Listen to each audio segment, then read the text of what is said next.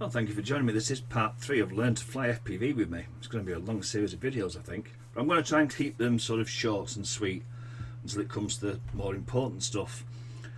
First thing is, as I said, complete newbie. No idea what I'm doing. And that is obvious because in the last video, I showed you that I purchased this.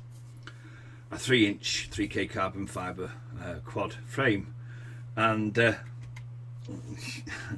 it was when Infinity Drones, who's a good friend of mine, also flies FPV, he mentioned great bargain, a 5-inch frame, not a 3-inch frame. So I've actually purchased the wrong frame. I brought a 3-inch one, which is obviously going to be smaller this way. Not so much of a problem. I can keep that and at some point build a 3-inch one. So what I've done instead is I've had a look and I can find this one here, which looks quite suitable. It's got camera mount at the front, looks pretty much the same kind of layout as mine. So I'm going to go ahead and I'm going to purchase that one. Yes, 30 quid. It is costing me a lot of money this so far. I'm going to purchase that one and then I can use that for the actual build of this. I've also had to order something else which I didn't know about, but someone said to me, you're going to need some of these, and it's these here, capacitors. Yes, I never knew it, and I'm not sure how many other FPV flyers know it, but a good friend of mine who flies FPV said you'll need them, and you fit the capacitor to the main battery feed here across the plus and minus. And according to someone called Oscar Lang, who is another expert FPV, you put them across the ESC plus and minus as well. And the idea being is it reduces interference on the FPV, gives you a much clearer picture. So at some point I may build this without the caps, see how the FPV appears, and then add the caps to see if there's a difference. I'm not saying there won't be, because if the experts are saying it, I'm just curious for myself more than anything else. But in this video, I'm going to show you this program called CleanFlight. Now, I think you start up CleanFlight first of all. CleanFlight is available as an app on Chrome. And it says there, all versions of Chrome apps won't open after December 22. So I've still got another couple of months with this yet. And then hopefully I'll work out how to use the newer thing called Betaflight. So then click on Open anyway. And then I need to plug in this lead into the flight controller. And there's a little socket there. And it makes the dunk noise. There we go, that's the dunk. Windows has found it. Now up here it says COM12 there, and if I click on connect, you can now see that if I pick up the quad and move it around, the quad moves as well. Little horizon symbol down here, and it also has a compass in it somewhere, so it knows which way it's facing. Really good. Now there's lots and lots of this program, and it's the first thing I've discovered, so it's going to take a little while to get used to it all.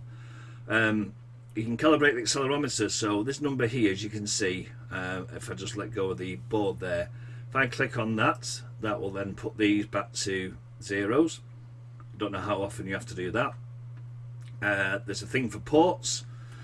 More stuff to have to learn. Apparently, if I want to have telemetry and OSD, I have to connect them to ports on the flight controller.